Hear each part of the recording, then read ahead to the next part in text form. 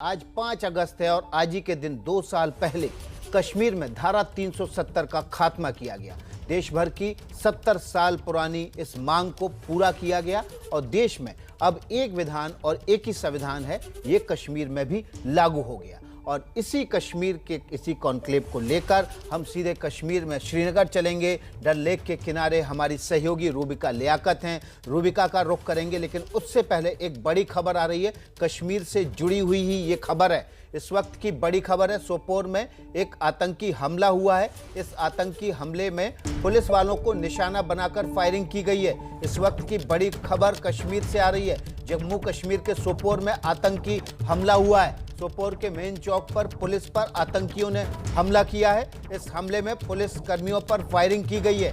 आतंकी हमले में किसी तरह का कोई नुकसान होने की खबर अभी तक नहीं है।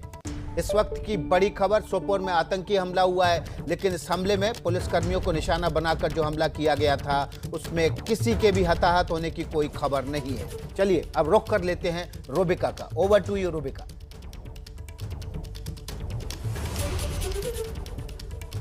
बहुत बहुत शुक्रिया विकास। आप दर्शकों को ये दिखा देना चाहती हूँ कि एबीपी न्यूज इस वक्त चार चिनार में मौजूद है। ये डल लेक के बीचों बीच मौजूद वो टापू है जो आज तिरंगे में नहाया हुआ है। ये देखिए आप, अब से कुछ देर पहले यहाँ पर मैं कैमरा पर्सन मनोज से चाहूंगी कि आपको दिखाए वो शिकारे आपको वहां पर दिखाई दे रहे हैं, वो बोट्स आपको दिखाई दे रही हैं।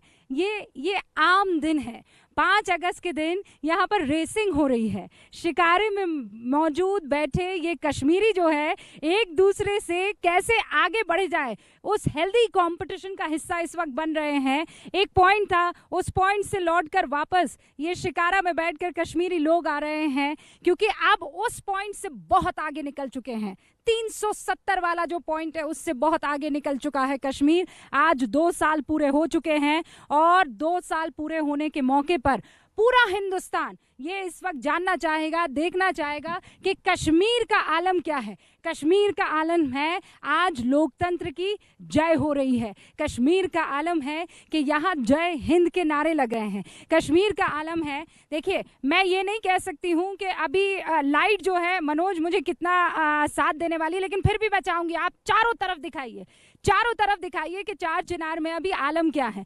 जितनी जगह आपकी नजर जाएगी उतनी जगह आपको लहराता हुआ ये तिरंगा नजर आएगा। चार चिनार ही नहीं, पूरे कश्मीर में इस वक्त यही आलम है। दुकानें खुली हुई है। सोपोर में भले ही आतंकवादियों ने कोशिश की हो कि पुलिस पर अटैक किया जाए, यहाँ के मोराल को कहीं ना कहीं धक्का पहुंचाने की कोशिश की जाए, लेकिन कश्मीरियों ने भी ठान ली है कि वो आगे बढ़ेंगे। ये पथ कितना ही मुश्किल क्यों ना हो, लेकिन इस पथ पर चलकर वो आगे उस मुस्तकबिल की तरफ जाएंगे जो हिंदुस्तान के लिए, जो कश्मीरियों के लिए बेहतर है। मनोज मैं चाहूंगी कि आप देखते हुए वहां की तरफ बढ़े। मैं अब आपको यहाँ लेकर जाना चाहती हूँ, जल्दी आइए। ये डल झील का वो इलाका है जहां पर अभी सफाई अभियान चल रहा है। सफाई अभियान सिर्फ डल झील का नहीं चल रहा है, मैं आपको अंदर की खबर दे दूं, यहाँ जम्मू कश्मीर में सफाई अभियान आतंकियों का भी चल रहा है, मिलिटेंट्स का भी चल रहा है, करप्शन का भी चल रहा है। ये देखिए आप जहां तक नजर डालेंगे आपको खूबसूरत कश्मीर की आबो हवा और वादियां दिखाई देंगी, और साथ में शिकारे में बैठे वो तमाम कश्मीरी नजर आएंगे। ये कश्मीरी यूथ फेडरेशन जो है वो इस वक्त, ये देखिए पुलिस की मोटर बोट आपको दिखाई दी, पुलिस का झंडा लहराता हुआ मोटर बोट यहाँ पर डल झील में इसी तेज रफ्तार से आगे बढ़ती हुई, ये बताते हुए कि सब कुछ चुस्त है, दुरुस्त है कश्मीर में। और एक और शिकार आपको दिखाती हूँ, यार देखिए ये भाई साहब फिशिंग कर रहे हैं, आनंद ले रहे हैं लेजर टाइम का, लेकिन शायद कैमरा पर आना नहीं चाहते हैं, इसीलिए पर्दे से अपना चेहरा छुपाते हुए। लेकिन ऐसे बहुत सी आपको तस्वीरें मैं चाहती हूं कि कैमरे के जरिए दिखाया जाए, लेकिन चूंकि मैं यहाँ इस चार चिनार में मौजूद हूँ, ये डल झील के बीचों बीच है, तो आपको यहाँ पर एक 360 डिग्री दिखाना जरूरी है। ये देखिए एक और भारत की आन शान और बान का प्रतीक, ये हमारा तिरंगा यहाँ पर लहराता हुआ। मैं बता दूं कि युवा जो है वो आज के दिन पे बढ़ चढ़ कर हिस्सा ले रहे हैं। युवा कैसे हिस्सा ले रहे हैं, जैसे ये यूथ फेडरेशन ऑफ कश्मीर जो है उन्होंने यहाँ पर एक शिकारा रेस का आयोजन किया है। मैं जब यहाँ आई तो मुझे पता चला हालांकि यहाँ कम ही तादाद में लोग मौजूद हैं, लेकिन बावजूद इसके एक बार फिर से, और ये जब पहुँचेंगे वहाँ पर एक अगले पॉइंट और डेस्टिनेशन पर, तो प्राइज डिस्ट्रीब्यूशन सेरेमनी होने वाली है। वहाँ पर सेल्फी पॉइंट जो है वो भी बनाया हुआ है। अब ज़रा आपको मैं आगे का नज़ारा दिखाना चाहती हूँ। मनोज, चलिए मेरे साथ आगे की तरफ आइए। वहाँ भी आपको इस पूरे के पूरे कार्यक्रम में हिस्सा लेने के लिए आए लोग दिखाई देंगे। अक्सर क्या होता था, जब भी ऐसा कोई दिन होता था, चाहे वो 5 अगस्त हो, चाहे वो 15 अगस्त हो, चाहे वो 26 जनवरी हो, कश्मीर की सड़कें ना सूनी दिखती थी। लेकिन आज की तारीख में चीज़ें बदली हुई दिखाई दे रही है। आपको यहाँ पर हर मजहब, हर जाति, हर रंग, हर प्रांत का आदमी बड़े इत्मीनान से घूमते हुए दिखाई देगा। और मैं फिर कह रही हूँ, जब आपसे ये बातें कह रही हूँ तब एग्जैजरेशन नहीं है, ये मैंने अपनी आंखों से देखा है। हाँ, मूलभूत सुविधाओं को लेकर पिछले 70 सालों में जिस तरीके का आलम रहा है, लोगों में नाराज़गी बहुत है, लेकिन बावजूद इसके आज का माहौल आप ये कह सकते हैं कि तिरंगामय हो चुका है। यहाँ चार चिनार में ये एक बार फिर से हम उस पॉइंट पर आ गए हैं जहाँ से वो रेसिंग जो है वो शुरू होने वाली है। हमने वादा किया था एबीपी न्यूज़ के दर्शकों से कि आज कश्मीर इन 2 सालों में कितना बदला है, इसे लेकर एक बढ़िया बहस होने वाली है। और उसी बहस में हिस्सा लेने के लिए मेरे साथ खास मेहमान जुड़ चुके हैं। इस वक्त मैं आपको बता दूं कि प्रदीप सिंह साहब सीनियर जर्नलिस्ट मेरे साथ मौजूद है, ललित अंबरदार भी मेरे साथ मौजूद हैं। प्रदीप जी, शुरुआत आपसे करने वाली हूं। ठीक है, प्रदीप जी अभी मेरे साथ नहीं है, ललित अंबरदार मेरे साथ मौजूद है। ललित, मैं जब पिछली बार कश्मीर आई थी तब 370 से पहले आई थी, और जैसे ही 370 हटा 35A का खात्मा हुआ, उसके बाद मेरा यहाँ पर आना हुआ। तब की और अब की तस्वीर में ललित, जमीन आसमान का फर्क है। इसको 360 डिग्री चेंज नहीं कहते, इसे 370 डिग्री का चेंज कहते हैं।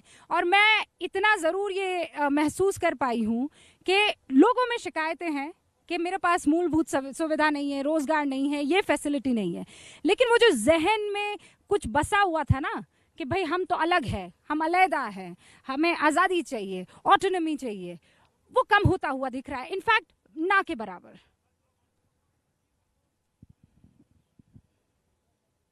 रूबिका, आज अगर आप मेरे दिल से मुझसे पूछें, जो आपने अभी नज़ारा दिखाया, अक्सर रिपोर्टेज सिर्फ होती है कि बैकग्राउंड दिखाते हैं, आपने 360 डिग्री दिखाया। मुझे अपना बचपना याद आ गया। मेरी स्कूल से कॉलेज का जो दौर है, काफ़ी अरसा मैंने इस झील के डल के कई जगहों पे गुजारा है। तो 32 साल हो गए, 31 साल हो गए मैंने नहीं। बीच में रोक रही हूँ, माफी चाहती हूँ, लेकिन इसलिए रोक रही हूँ क्योंकि थोड़ी ज़्यादा एक्साइटेड हो गई हूँ। आपने कहा मेरा बचपन यहाँ बीता, मेरी जवानी यहाँ बीती, मैंने कॉलेज और स्कूल यहाँ से किया, लेकिन आपने कभी ये तस्वीर देखी है क्या, लहराता हुआ तिरंगा? आपने ये तस्वीर कभी देखी है क्या? वहाँ पीछे मनोज दिखाइए, वो ऊंचा झंडा, ऊंचा रहे हमारा, वो दिखा क्या आपको कभी ललित? नहीं, मैं वही उसी पे आ रहा था। कश्मीर के हमने जो झंडे देखे हैं, या तो वो लाल रंग का लोकल झंडा आता था, पॉलिटिकल झंडा, नहीं तो हरा झंडा, और जो आजकल वो काला झंडा भी हो गया जिसके अंदर इस्लामिक कैलीग्राफी होती है, वही घूमता था।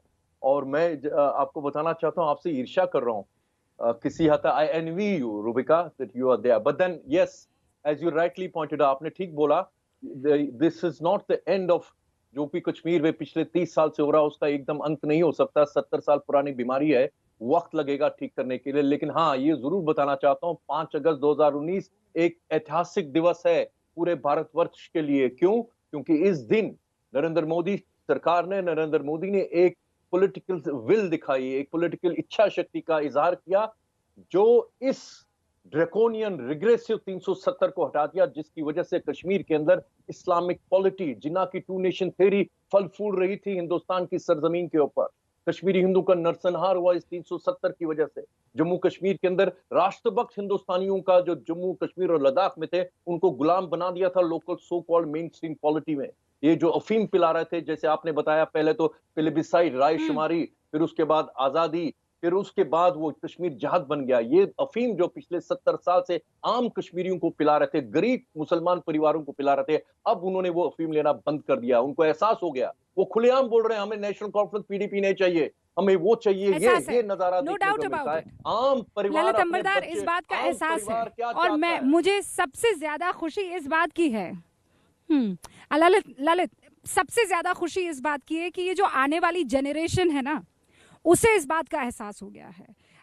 हम आज कुछ स्पेशल स्टोरीज एबीपी न्यूज़ के दर्शकों तक पहुंचाने वाले हैं, बस थोड़ा उनको इंतज़ार करना होगा ललित। लेकिन उन युवाओं से एबीपी न्यूज़ ने बातचीत की है जिन्होंने मिलिटेंसी का रास्ता छोड़ा है और ये सोच समझकर कि क्या असल में जिहाद है और कैसे उनको बरगलाया जा रहा था और आगे का फ्यूचर कहाँ है। प्रदीप सिंह साहब भी मेरे साथ बने हुए हैं, ज़रा उनका रुख कर लेते हैं। प्रदीप जी, मैं आपसे ये जानना चाहती हूँ कि आपका कश्मीर आना हुआ, अगर आना हुआ तो आपकी मेमोरीज क्या है, क्योंकि अब की बार जब आप आएंगे तो कुछ और ही दिलो दिमाग में लेकर जाएंगे, इतना मैं आपसे वादा कर सकती हूँ।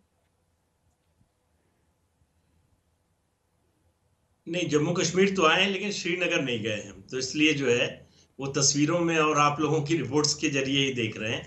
लेकिन रुबिका जी, एक बात है कि गुलामी बहुत लंबे समय तक अगर चले तो लोगों को आदत हो जाती है, उनको वही नॉर्मल लगने लगता है। जम्मू कश्मीर के लोगों के साथ यही हुआ 70 सालों से। ये जो 370 अनुच्छेद 370 और 35A की बेड़ियां थी, उनमें जो जकड़ कर रखा था, लोगों को लगने लगा कि शायद यही जो है सामान्य है, नॉर्मल है, यही स्वाभाविक है। जब ये बेड़ी 5 अगस्त 2000 अच्छा प्रदीप जी, बस ये बता दूं कि हमारे गेस्ट जो हैं वो भी आ चुके हैं। जिन 2 गेस्ट को यहाँ पर आना था वो मैं लाइव उनका आगमन दिखा रही हूँ, लेकिन खैर अब अपनी बात जारी रखिए।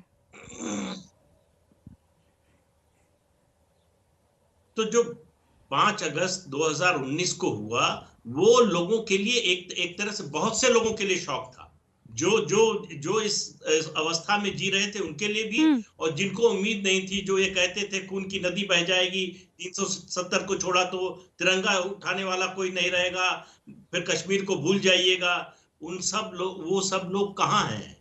वो हाशिए पर चले गए हैं। जम्मू कश्मीर के लोग एक नया जम्मू कश्मीर देख रहे हैं, एक न्यू नॉर्मल देख रहे हैं, और उनको लग रहा है कि इस न्यू नॉर्मल में, इस नए कश्मीर में उनके बच्चों का भविष्य सुरक्षित है, उनके बच्चों के भविष्य के लिए आगे बढ़ने की संभावनाएं हैं, विकास की संभावनाएं हैं। इतना पैसा केंद्र से आ रहा था, वो कहां जाता था, तब मैं अपने किसी को पता नहीं। हाँ, तब मैं अपने कैमरा पर्सन मनोज अधिकारी को बस ये बताना चाह रही हूँ कि जो बात आप बताना चाह रहे हैं, ये पीछे कश्मीर की खूबसूरत हसीन वादियाँ और ये लहलहाता हमारा तिरंगा, फहराता हमारा तिरंगा, अब ये यहाँ की आन बान और शान है, यही इसकी पहचान है, यही एक देश एक विधान है। और अब हमारे जो गेस्ट है, आदाब, कैसे हैं आप सर? मैं बहुत बढ़िया हूँ सर, अपना तारुफ करवा दीजिए, देश की जनता इस वक्त आपको। मेरा नाम आसिफ मसूदी है, मैं भारतीय जनता पार्टी की तरफ से हूँ, मैं पूरे इलेक्शन इंचार्ज हूँ पूरी जम्मू कश्मीर का, और यहाँ आज आपकी गेस्ट बन के आपने, ये नज़ारा कैसा लग रहा है आपको? बहुत अच्छा, हम तो रोज़ देख रहे हैं, तो आप आज देख रहे हैं।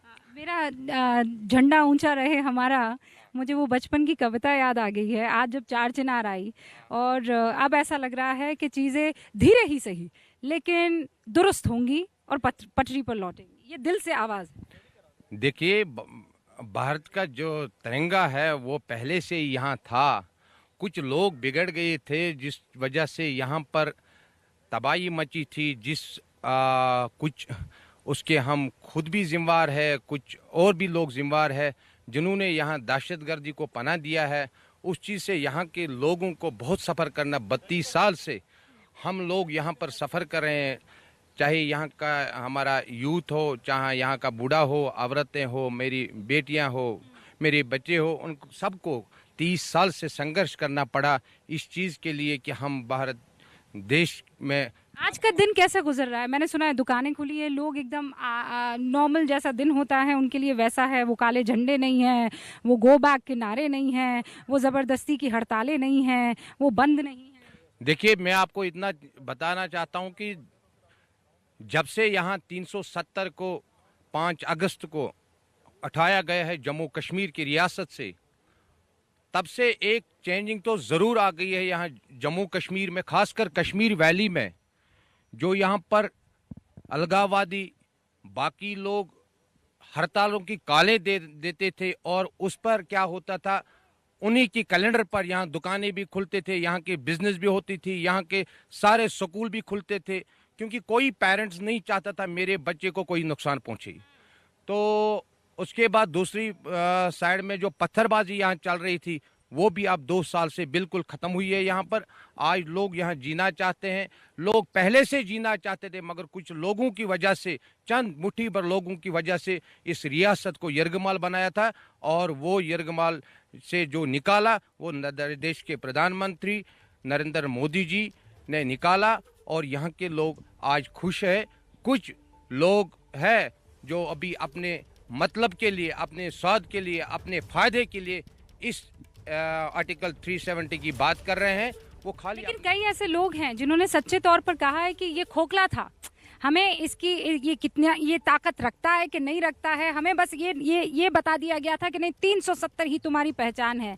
लेकिन आज 2 साल बीत गए हैं। 2 साल बीत जाने के बाद जम्मू कश्मीर की आबो हवा ये बता रही है कि हिंदुस्तान का ये प्यारा तिरंगा जो है वो इस वक्त शान से लहलहाता हुआ नजर आ रहा है। सबसे बढ़िया और तेज इस किश्ती को चलाता है और उस आखिरी पॉइंट तक पहुंचता है। जो वहां सबसे पहले पहुंचेगा उसे बकायदा इनाम भी दिया जाएगा। ड्रोन से इस पूरे कंपटीशन को जो है वो कवर किया जा रहा है। बड़ी देर से इंतज़ार कर रहे थे कश्मीरी, लेकिन अब ये सफ़र डल झील से होता हुआ वहाँ पहाड़ की चोटियों पर पहुंचने की शुरुआत कर चुका है। और सबसे खूबसूरत बात यह है कि साथ में है देश की आन बान शान तिरंगा। इस वक्त श्रीनगर में मौजूद हूँ। श्रीनगर में 5 अगस्त को लेकर आप कहें कि क्या चल रहा है, मतलब क्या वो दहशत का माहौल है, क्या किसी तरह का भारीपन है? तो मैं आपको बता दूं कि भारीपन वो लाने की कोशिश कर रहे हों जिनकी इससे दुकानें चलती हो, लेकिन अगर आम कश्मीरी को आप देखेंगे तो उसके लिए ये एक आम दिन है। वो बस अब अपने आगे के फ्यूचर के बारे में सोच रहा है, देखना चाह रहा है। हाँ, नाराज़गी हो सकती है, पर वो नाराज़गी फैसिलिटीज़, मूलभूत सुविधाओं को लेकर, बेरोज़गारी को लेकर, ये वो तमाम मुद्दे हैं जो आप मध्य प्रदेश में देखेंगे तब भी आपको लोग कहते हुए दिखाई पड़ेंगे। आप राजस्थान जाएंगे तब भी ऐसा ही होगा। आप उत्तर प्रदेश जाएंगे तब भी आपको लोग इस शिकायती मोड में दिखेंगे, और होनी भी चाहिए। शिकायत इसलिए होनी चाहिए क्योंकि आप ज़िंदगी में लगातार आगे बढ़ते चले रहना चाहते हैं। हेलो सर, आप कहाँ से आए हैं? मैं जम्मू से आया हूँ। जम्मू से आए हैं। आज 5 अगस्त के दिन आए स्पेशली? मैं 3 दिन से आया हूँ। अच्छा, कैसा लग रहा है आपको देखकर? बहुत बढ़िया लग रहा है। कोई ऐसा नहीं लग रहा कि कुछ है 5 अगस्त है या कोई ब्लैक डे है या कुछ है, कुछ नहीं है। नॉर्मल है सब कुछ, सब नॉर्मल है। आपका नाम क्या है? कुलबीर सिंह। कुलबीर सिंह। सिंह साहब, ये वो लोग जो कहते हैं कि नहीं 5 अगस्त तो देखिएगा काले झंडे होंगे, हड़तालें होंगी, आपको ऐसा कुछ भी दिखा? लोगों को लगता है, मैम लगता है। यहाँ पे आके तो आप भी देख रहे हैं कुछ है, कुछ भी नहीं है। बाजार खुले हैं, सब कुछ चल रहा है, नॉर्मल है सब। यही शब्द मैं सुबह से इस्तेमाल कर रही हूँ, नॉर्मल है सब। और ये सिंह साहब जो हैं, जम्मू से आए हैं, ये अपनी आंखों देखी बयां कर रहे हैं। अभी हमारी मुलाकात हुई और ये कह रहे हैं, ऐसा आपको कुछ भी कहीं नहीं लगा कि? मैं गाड़ी ड्राइव करके लाया, वहाँ पे लगाई हुई है पार्किंग में, कोई ऐसी बात नहीं। आप अकेले आए हैं? अकेला ही आया। अच्छा, साथ में मुझे तो उसी चक्कर में आया था। तो आबो हवा आपको बढ़िया लग रही है। All right, thank you. जय हिंद सिंह साहब। मैं आपको ये बता दूं, एक बड़ी खबर आ रही है। फारूक अब्दुल्ला के घर पर कुछ लोग मुलाकात कर रहे हैं। गुपकार अलायंस के जो लोग हैं वो मुलाकात कर रहे हैं। अब से कुछ देर पहले महबूबा मुफ्ती ने बाकायदा एक ट्वीट भी किया। लेकिन बड़ी खबर ये है कि इस पूरे माहौल को ये बताने के लिए कि नहीं भाई गमगीन है, ये बताने के लिए, अरे वाह, एक प्यारी सी बच्ची इस वक्त आपको दिखाई दे रही है जो कश्मीरी रूप में यहाँ पर फोटो खिंचवाने के लिए आई है। पहले आप फोटो खिंचवाइए, फिर आपसे बात करेंगे। हाँ, तो मैं बड़ी खबर दिखा, देखिए अब मुझे ये बताइए, एक तरफ वो बैठक चल रही है जहाँ पर काला दिवस, माहौल ख़राब है, हम लोग बड़े दुखी हैं बताने की कोशिश, और दूसरा मैं ग्राउंड ज़ीरो पर मौजूद हूँ। मतलब ये 4 चिनार है और यहाँ पर लोग आ रहे हैं। सैलानियों को आप देखिए खूबसूरती से फ़ोटो खिंचवा रहे हैं। वो मेरा खूबसूरत, आपका मेरा तिरंगा लहराता हुआ आपको दिखाई दे रहा है। अब मुझे ये बताइए कि कौन सही, वो जो बंद कमरे में बैठकर ये कहने की कोशिश कर रहे हैं कि हालात देखिए कितने ख़राब हैं, कितने बुरे हैं, या वो जो ग्राउंड ज़ीरो पर आपको तस्वीरें दिखा रहा है, आप चारों तरफ देख लीजिए, यहाँ पर तादाद में लोग मौजूद हैं, कुछ सैलानी आ रहे हैं, वो फ़ोटो खिंचवा रहे हैं। अभी आपने सुना एक साहब जम्मू से आए, उन्होंने कहा कि मुझे तो लगा था कि कुछ है ही नहीं, सबका सब नॉर्मल है। महबूबा मुफ्ती ने अभी कुछ देर पहले ट्वीट किया और वो ट्वीट मैं आपको उसका माने बता रही हूँ। वो ये कह रही हैं 2 साल पहले इस काले दिन पर जम्मू कश्मीर में हुए दर्द, पीड़ा और उथल पुथल को दर्शाने के लिए उनके पास कोई शब्द, कोई चित्र नहीं है जो पर्याप्त पड़े। उस जब बेलगाम उत्पीड़न किया जाता है और घोर अन्याय किया जाता है तो अस्तित्व का विरोध करने के अलावा कोई विकल्प नहीं होता है। लेकिन विरोध के नाम पर जो तौर तरीके पहले अपनाए जाते थे, अब वो तौर तरीके यहाँ दिख नहीं रहे हैं। दुकानें सुचारू रूप से चालू है, लोग दफ्तर जा रहे हैं, अपना कामकाज कर रहे हैं। सैलानी और जो पर्यटक हैं वो जो है, ये देखिए एक कश्मीरी माली है जो अपना काम कर रहे हैं, यहाँ पौधे जो हैं उनको दुरुस्त कर रहे हैं, उनका ख्याल रख रहे हैं। अभी मेरे साथ ललित अंबरदार भी हैं, प्रदीप सिंह साहब भी हैं और मसूद साहब भी यहाँ पर मौजूद हैं, उनसे भी मैं बात करूँगी। लेकिन पहले मैं आपको प्रदीप जी के पास ले जाना चाहती हूँ। प्रदीप जी, महबूबा मुफ्ती का ट्वीट भी आपने सुन लिया होगा और वहाँ गुपकार अलायंस की जो बैठक और मीटिंग चल रही है, कह रहे ऐसा कैसे हो सकता है कि 5 तारीख को सब बढ़िया हो जाए। मुझे लगता है यही बैठक चल रही होगी सर। रूबिका जी, आपने अभी जो जिक्र किया महबूबा मुफ्ती के ट्वीट का, उसमें एक शब्द पर गौर कीजिए और वो है अस्तित्व। दरअसल ये जो भय और आतंक की तिजारत खड़ी की थी इन लोगों ने, उसका अस्तित्व संकट में है। कश्मीर का, कश्मीरियों का अस्तित्व संकट में नहीं है। कश्मीर और कश्मीरियों के लिए ये एक नई सुबह है। इन लोगों के जीवन की, राजनीतिक जीवन की बात कर रहा हूं मैं, वो शाम इनको दिखाई दे रही है कि उसमें थोड़ी देर लग सकती है, लेकिन वो उसका आना तय है। तो गुपकार जो गठबंधन है उसकी जो बैठक चल रही है, दरअसल उनके सामने अपने राजनीतिक वजूद की चिंता हो गई है। उनको लग रहा है कि जो बदलाव वो देख रहे, ये उनकी कल्पना के बाहर था कि 370-35 से हट जाएगा और उसके बाद कश्मीर जो है सामान्य रहेगा। ये इसकी कल्पना तो उन्होंने कभी की ही नहीं थी, ना इसकी कोई तैयारी थी। तो उनको लग रहा है कि ये क्या रहा है, ये कश्मीर में कैसे हो रहा है, बिना फौज के दबाव के, बिना किसी और दबाव के लोग सामान्य ढंग से अपना जीवन यापन कर रहे हैं, जैसे देश के दूसरे हिस्सों के लोग हैं। उसी तरह से जो शिकायतें जो आपने अभी बात कही अन्य लोगों की है, वही जम्मू कश्मीर के लोगों की भी है। महंगाई है, बेरोजगारी है और दूसरी जो समस्याएं हैं, जो सड़क और बिजली पानी की समस्याएं हो सकती हैं, वो सब हैं। तो कुल मिलाकर स्थिति ये है कि गुपकार गठबंधन के में शामिल पार्टियों के लिए अब समस्या ये है कि क्या आउट ऑफ द बॉक्स कैसे सोचे, कैसे अपनी राजनीति को बदले। बीजेपी के नेता कैसे आसिफ मसूदी साहब भी हमारे साथ प्रदीप जी यहाँ पर मौजूद हैं, जरा उनसे भी ये रिएक्शन, हाँ उनसे ये रिएक्शन लेना बनता है। अभी एक बैठक हो रही है फारूक अब्दुल्ला के घर पर और उस बैठक में महबूबा मुफ्ती हैं और गुपकार अलायंस के कुछ और लोग मौजूद हैं, वो बैठक कर रहे हैं। महबूबा मुफ्ती ने एक ट्वीट किया और वो ये किया है कि जो ब्लैक डे आज से 2 साल पहले था, वो हमारे अस्तित्व के लिए, हमारे उसके लिए कोई तस्वीरें नहीं हैं जो बयां कर सके कि हम पर कितना उत्पीड़न। देखिए, मैं इतना बता सकता हूँ कि ये लोग जो आज ये कर रहे हैं, इन्होंने अगर पहले ही किया होता, वो इस रियासत के लिए, इस देश के लिए अच्छा होता।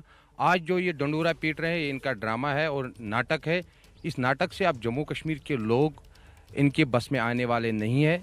यहाँ पर लोग आज मैं बताना चाहता हूँ आपको, लोग आज जीना चाहते हैं, यहाँ पर लोग खुशियाँ मनाना चाहते हैं, लोग अपने बच्चों को पढ़ाना चाहते हैं, लोग अपने बच्चों की कब्रें नहीं देखना चाहते हैं। इन्हीं लोगों की वजह से यहाँ पर कब्रिस्तान आबाद हो गए। अगर आज से 70 मुझे लगता है 60 साल पहले यहाँ पर हमारे भारतीय जनता पार्टी ने नारा दिया, जब भी हम इक़्तिदार में आएंगे हम इस आर्टिकल को 370 को और 535A को यहाँ से हटा देंगे। तब से इन लोगों ने क्यों नहीं, कांग्रेस की सरकारें आई, जब ये बीजेपी में सरकार में थे तब बीजेपी अच्छी थी, जब ये बीजेपी के सहयोगी थे तब बीजेपी अच्छी थी। तब लोगों को उन्होंने क्यों नहीं बोला ये लोग दफ़ा 370 उठाने वाले हैं, इनके साथ हम अलायंस नहीं करेंगे। तब तो इनको कुर्सी का मज़ा था, तब ये भारतीय जनता पार्टी और देश के प्रधानमंत्री के गीत गा रहे थे। आज इनको लगा ये अगर जम्मू कश्मीर के गुनहगार यही, यहाँ के यूथ के गुनहगार, यहाँ जम्मू कश्मीर की बर्बादी की जिम्मेदार यही लोग हैं। इन्होंने बेबाकी से यहाँ पर मसूद साहब जो हैं अपनी बात रख रहे हैं। मैं एक बात बताना चाहती हूँ, मसूद साहब के ठीक पीछे वो हरी पर्वत है। जुलाई में कुछ अधिकारी वहाँ उन पर्वतों पर पहुँचे, कुछ मेजरमेंट लिया। आपको पता है मेजरमेंट किस चीज़ का था? कि कितना ऊंचा तिरंगा होना चाहिए कि 100 किलोमीटर की दूरी से भी दिखाई दे। 50 मीटर ऊंचा तिरंगा लगाने की तैयारी वहां पर चल रही है उस हरी पर्वत पर। फिलहाल आप ये तिरंगों की बहार देखिए और इसी के साथ मुझे इजाज़त दीजिए। मसूद साहब बहुत बहुत शुक्रिया हमारे साथ जुड़े रहने के लिए। ललित अंबरदार आपका भी बहुत बहुत शुक्रिया। प्रदीप सिंह साहब आपका भी बड़ा शुक्रिया। लेकिन लगातार यहाँ से विशेष कवरेज जो है दिन भर जारी रहने वाली है। फिर हुंकार में 5 बजे आपसे मुलाकात होगी और 9 बजे मास्टर स्ट्रोक में। मुझे और मनोज अधिकारी को अभी इजाज़त दीजिए। अपना ख्याल रखिएगा।